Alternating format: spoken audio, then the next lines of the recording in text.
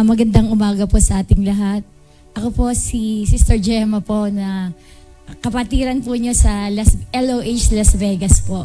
At nakarating na rin po ako dito ng 2016. I remember it's June 5 to 2016. Nag-share din po ako ng journey ko about nung first time ako nagkaroon ng cancer. And that was breast cancer stage 2 po ako noon. So, na-early detect po ako, nag-share po ako dito noon. Bagong-bago po yung church, sabi nga ni Pastor, bagong lipat kayo dito noon. At nakasama ko din po yung asawa ni Pastor that time. So, ngayon po ay hinilingan din po ako ng pastor namin sa Las Vegas, si Pastor Jun, na mag-share din po ng journey ko ngayon. Actually po, that was 15, 14 po nung ma-diagnose po ako ng cancer, breast cancer po. So, every year po ako po ay chine-check ng aking cancer doctor. Pero po, every year, clear naman po yung aking results sa mga exams ko, mammogram, ultrasound, lahat po okay. Pero bigla po, sabi po sa akin ng doktor, ika-10 taon, i-release na kita. Ibig sabihin po, okay na ako. Before it reached my 10th year, bigla po ako nagkasakit. So, hindi ko alam na may cancer o ano po. Basta inubo lang po ako. Pero yung ubo ko, medyo severe. Tapos po, hindi ako makahinga. So, it happens po nang nag-start po siya ng nagpa-fasting and prayer po kami that 2025 po yun. Start in January, nagpa-fasting and prayer po kami, pero bigla ako nakaramdam ng pananakit ng dibdib, inuubo, and then nagpa-check up uli ako doon sa yearly check-up ko po. That was the 10th year ko po. Pero doon po nakita yung result na bumalik po yung cancer ko. Ang na-diagnose po ng doktor ay stage 4, breast cancer metastasized on lungs. Kaya po, sobrang lungkot ko nun kasi hindi ko po ine-expect na from stage 2, babalik yung cancer ko. So, i-release na po ako ng doktor, kaya po, kinlaim ko na po na I'm fully healed. Pero bigla pong nangyari na naging stage 4. Pero bago po yun, ang dami ko pong pinagdaan ng hirap bago po makita yung cancer sa katawan ko. So, nagkaroon po ako ng mga PET scan, CT scan, MRI, lahat po ng scan. Talagang pinagdaanan ko po. And then, yung hirap na hindi ka makahinga, ubo ka ng ubo, hanggang sa dinala na po ako ng hospital. Kasi talaga pong sumusuko na ako, talagang hirap na po akong makahinga. And doon po, sinabi ng doktor na may hint sila na dahil ako yung cancer patient before na baka bumalik yung cancer ko. So, hindi po ako ma-biopsy dahil sabi ko, takot na takot po ako sa biopsy kasi nadala na po ako nung unang biopsy ko. So, ang ginawa po nila ay dumaan ako sa bronchoscopy. Dinaan po dito yung aparato para tingnan po sa lungs kasi inuubo po ako noon. Ubo lang po siya talaga. So, after noon, after siguro po sabi sa akin ng doktor, successful yung bronchoscopy, malalaman about 2 weeks. So sabi niya, tatawag ako sa'yo para malaman mo yung results. Pero hindi sila tumatawag. So, ako na po yung tumawag. Tapos sabi niya, sabi nung doktor sa akin, gusto ko daw bang malaman by phone. So, syempre po, para matahimik na yung iniisip ko, syempre pag may sakit ka, ang tendency po kasi, maraming tumatakbo sa isip mo, di ba? Dumadaan ka sa depression, anxiety. Pero ako po ang ginagawa ko na lang po nagpe-pray ako. Pero minsan po sa sobrang sakit na nararamdaman ko, iniiyak ko sa Panginoon. Minsan nga po, umalis ako ng bahay namin. Naglakad po ako doon sa community namin na umiiyak at nagpe-pray. Sabi ko, Lord, kung ano man yung maging resulta ng test ko, ipinagkakaloob ko sa'yo, I surrender, sabi ko sa kanya. Pero hirap na hirap po akong huminga noon.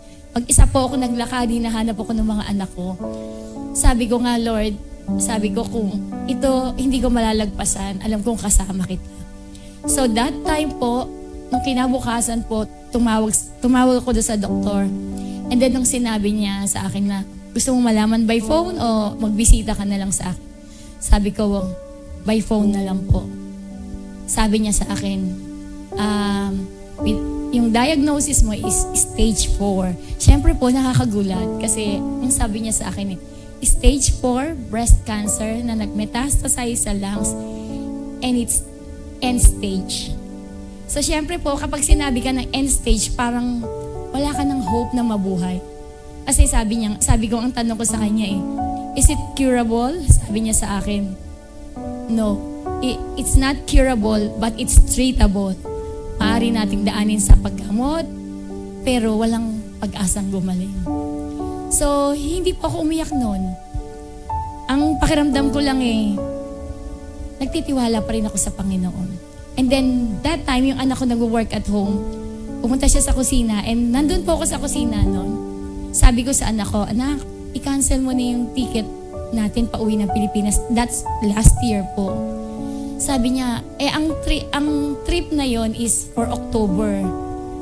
Nakaplano po yung anak ko. Pero nabili na po niya ng maaga before pa ako ma-diagnose. And sabi ko sa kanya, i-cancel mo na lang anak. Sabi niya, bakit ma? Alam na ba yung resulta? Sabi ko, oo. Nakita ko yung iyak ng anak ko. Magulgol siya. Sabi niya sa akin, anong stage ma? Sabi niya sa akin. Sabi ko, stage 4. Sabi niya sa akin talagang alam niya yung sakit na nararamdaman ko na kung sa parang pag sinabi sa'yo ng doktor, akala ko nga sa pelikula lang yun na pag sinasabi yung ganun, totoo pala. Na parang yung hope mo, parang nawala.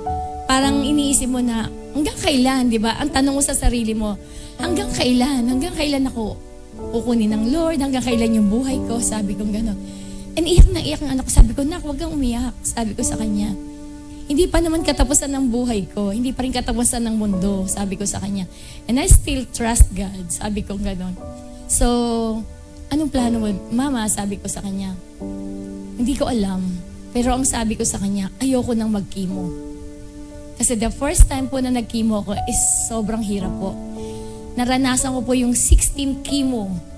4 na matitindi, na every 3 weeks na interval. Ayun po yung isinare ko dito last time. And then 12 every week po. Halos hindi ako makalakad, 6 hours ako sa chemo room. Sabi ko, ayoko nang ulitin yon. Pero sabi nung anak ko, wala ka namang choice ma. Kailangan mong mag-chemo. Sabi ko, parang hindi ko na yata kakayanin. Sabi ko, nagkaedad na ako. Sabi ko, baka hindi ko kayanin. Sabi niya, ma, huwag kang sumuko. So, nakipagkita ako doon sa cancer doctor ko, doon sa lung doctor. And sabi nga nung doktora, i-release na kita Bakit nandito ka pa? Sabi niya sa akin. Sabi niya sa akin, nahihirapan ako ngayong kumuha ng solusyon para doon na ibigay sa iyo yung pinakamabuting gamot. So sabi ko, wala akong choice Sabi ko, pero sabi ko nung gabi na yon, Lord, iiyak ko lang to, Panginoon. Isang iyak lang, Panginoon, na sabi ko, kung ano yung kalooban mo para sa akin, isusurrender ko lahat. Umiyak ako ng umiyak na magdamag na yon. Sabi ko, Lord, kung bibigyan mo pa ako ng pagkakataon, sabi ko, pagpapagamit ako muli sa iyo, Panginoon. Kaya po, hirap na hirap akong tanggapin nun kasi sabi ko, kung hanggang kailan, hindi ko alam. Kung hanggang kailan ako bibigyan pa ng extension ng Lord. Pero nagtitiwala ako sa Panginoon. So that night, iniyak ko na magdamag. Sabi ko, isang iyak lang, Lord. Kinabukasan ko, pagising ko po, naramdaman ko yung peace na pinagkakaloob talaga ng Panginoon. Once I surrender it, sabi ko, iyon na yun. Kaya po naramdaman ko yung, sabi nga, kapayapaang walang kapantay. Kaya po nung after nun, nag-treatment na yung doktor. Ang sabi niya sa akin, sabi ko, Doc, ilang chemo? Kasi yung unang chemo ko is 16. Sabi niya sa akin, long term. Long term daw po. Parang sinasabi na kung may high blood ka, may diabetes ka, is maintenance mo na siya. Nag-start po ako mag-chemo ng May 2 last year. Alam niyo po ba na nakaka-21 chemo na po ako. Pero nakakatayo pa rin po ako sa harapan niya. Nung unang chemo ko po, hindi po ako makakain. Sobrang sakit ng tiyan ko.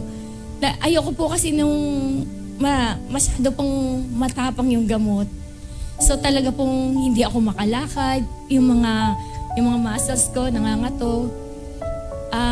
Sa journey ko na yon, nakalose na po ako ng 40 pounds. So medyo chubby po ako noon. Hanggang sa nangayayat ako, hindi po ako kumakain. Alam ng mga anak ko yan. Mama, kumain ka. Sabi ko, anong masakit sa'yo? Tiyan. Sabi ko gano'n. Tapos, medyo po, modern na po tayo ngayon, di ba? Masyado po akong mapagtanong sa Google. Minsan masama din po yun eh.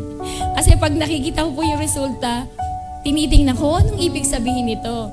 May nakasulat minsan po sa diagnosis ko, sabi, pleural effusion. So, sinearch ko po ng sinearch yun. Ang sabi ko, ano yung duration of life? 6 to 12 months. Sabi ko, Lord, malapit na yun. 6 to 12 months is just 1 year. Sabi ko, tatagal pa kaya ako? Sabi ko, kaya ko pa ba? Pero sabi ko nga, pag sinurrender ko sa Panginoon, bahala ka na, Lord. Nung una po, hindi ako nakakabangon.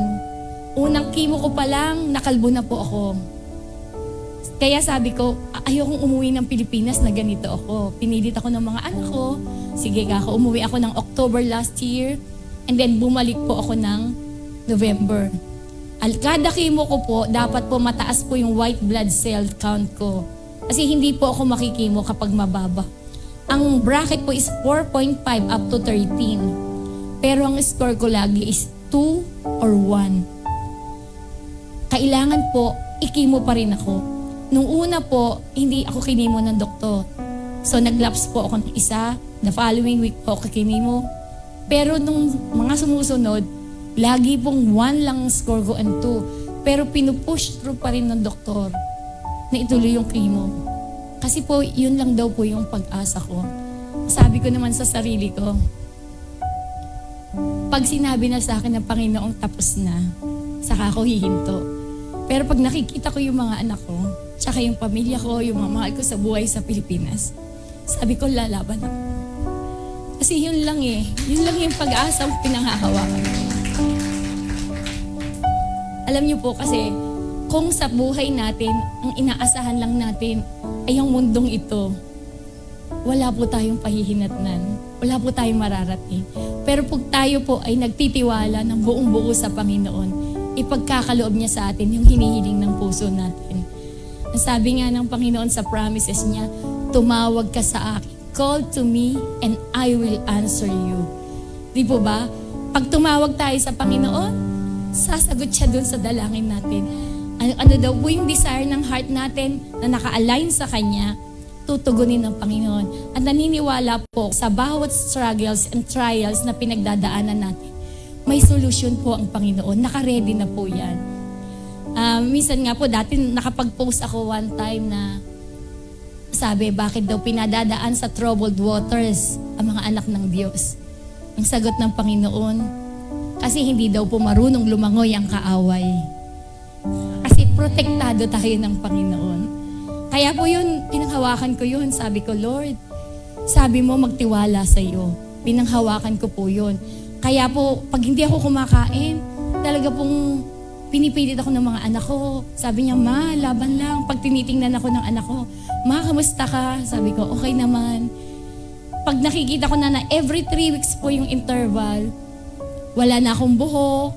Tapos sabi ko, makakapagsimba pa rin ako. Sa interval po ng 3 weeks, yung first week po, bagsak po ako talaga doon. Hindi ko maikilos yung katawan ko, nakahiga lang ako, nanghihina ako, hindi ako makakain. But the following week, nakakasimba na po ako sa church. Pero hindi pa ako nakakabalik sa Bible study. So sabi ko, Lord, namimiss ko na yung Bible study kasi isa po ako dun sa nagtuturo sa Bible study doon. Tapos sabi ko, Lord, gusto kong maka-attend. So after a year, sa bawat side effect na nararamdaman ko, iba-iba po yan. Iba-iba po. Minsan 24 hours akong gising. Pagka-injection ko pa lang, pag po yung mata ko yung para kang lasing na nakaganyan na ako, sasabihin ng anak ko, uuwi na ba tayo ma after chemo? Sabi ko, oo. Pero pagka nakadilat akong ganyan, sasabihin ng anak ko, Jollibee? Gusto mo na Jollibee? Kaya sabi ko, sige na, pwede. Sabi ko gano'n, gagala tayo. Kasi ini-encourage ako ng anak ko na lumaban. Kaya sabi ko, sige. Pero habang pinag-aaralan ko yung mga side effects, ipinagpapray ko sa Panginoon. Alam niyo, pag sumakit na yung ulo ko, hindi ko alam na, parang sabi ko side effect lang. Pero one time, hating gabi yun, iihi ako, pumunta ako ng banyo. Naramdaman ko na sinisipon yata ako. Pagbukas ko ng ilaw, kumuha akong tissue, yung pala po nagbi-bleeding na ako. Lumalabas po yung dugo sa ilong ko, pagminsan po sa tenga. So, syempre, iniisip ko, malala na ba yung sakit ko? Pero pinaalala sa akin ng Panginoon na kung si Lazaro, binuhay ko after 3 days na sa libingan, kayang-kaya ko yung cancer na yan. Walang imposible sa akin. Yun po yung pinangahawakan ko sa Panginoon. Walang imposible sa ating Diyos. Siya po ang ating healer, siya yung ating provider, siya yung ating savior, siya yung ating creator. Alam niya po, nung nilikha tayo ng Panginoon, alam niya yung katawan natin. Alam niya yung pangangailangan natin. Alam niya yung buhay natin. Ang kailangan lang po, magtiwala po tayo sa Panginoon. Ang kailangan lang po, kumapit tayo sa mga pangako ng Diyos. At saka po, dapat po, may tunay tayong relasyon sa Diyos. Kasi, alam ng Diyos kung sino yung tunay na anak niya. Siyempre, ang gusto lang ng Lord, magkaroon ka ng connection sa Kanya. Magkaroon ka ng spiritual na relationship. Sabi nga, siya yung ating ama at tayo yung kanyang anak. Kahit sinong magulang, hindi po ba, pag nagkasakit ang anak mo, talagang gagawin mo yung lahat. Doon ko naranasan kung paano yung pagmamahal ng Diyos sa buhay ko. Kaya nga sinasabi sa church namin doon, Sister Gemma, paano mo nagagawang nakakasimba ka pa? Paano mo nagagawang nakakapagluto ka pa? Pero nung una po talaga hindi ko kaya. Pero every time na nanghihina ako, nagpe-pray lang po ako sa Panginoon. That's the power of prayer po. Maniwala po kayo, ano man ang hilingin niyo sa Panginoon, kung naka-align yung puso niyo sa Panginoon, ipagkakaloob niya po ito. Kaya po nung time na hindi ko pa alam yung mga side effects, hirap na hirap po ako. Tapos ngayon po, alam ko na, pagka nangihina ako, kakain ako ng mga soft food, nag-i-ensure ako. Tapos po, nagpe-pray ako. Tapos para maka-attend ako ng Bible study, makapagluto ako ng mga kakanin na dinadala ko doon. Tapos po, makakasimba ko. Tapos sabi nga nila, yung nakikita daw nila sa akin, para daw po akong walang sakit. Hindi po sila naniniwala na may cancer ako na stage 4. Tapos po, binibiro ako ng mga anak ko, Mami, bakit dun sa program wala na yung pangalan mo sa ipinagpipray para for healing? Tapos pag si Pastor, may nagpapapray ng healing, tinatawag ka. Di ba ikaw yung may sakit? Sabi niya ganun. Pero ikaw pa yung nagpipray sa kanila. Sabi ko, alam mo nak, sabi ko, nabubuhay lang ako dahil sa biyaya ng Diyos. Kung sa sarili ko po, matagal na po akong sumurrender. Kasi po, napakahirap pong i-deal ng cancer po. Sinasabi nila is unpredictable. Traitor na sakit to, di ba? Hindi mo alam kung kailan ka kukuha. Pero po ako naniniwala. Ang Diyos lang ang may karapatang kumuha ng buhay mo. Cancer lang yan. Kaya po nung nawala si Pastora Jo, nalungkot po, pinag-pray po namin yun sa Las Vegas. Kaya nalungkot po ako kasi natatandaan ko po, nung una ako mag-preach, nagpa-pray po siya sa akin. At tinanong niya ako ano yung cancer ko, ganyan. Tapos ipinag-pray ko po siya. Humiling siya ng prayer sa akin. Pero hindi ko inaasahan na sa pagbabalik ko talaga, hindi ko na siya makakasama. Pero sabi ko nga, isa din yung once na kinuha tayo ng Panginoon is one of the greatest na blessings. Kung makita mo yung Creator mo. Hindi dapat tayong magdalamhati, lalo na kung nakakilala sa Panginoon. Kasi alam natin kung saan patutungo. Ang kapatiran natin yun.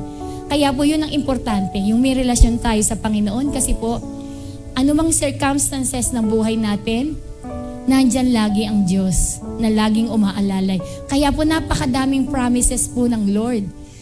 Alam niyo po ang kaaway, ang unang ang ginagawa niya, ini-instill niya yung fear sa puso mo.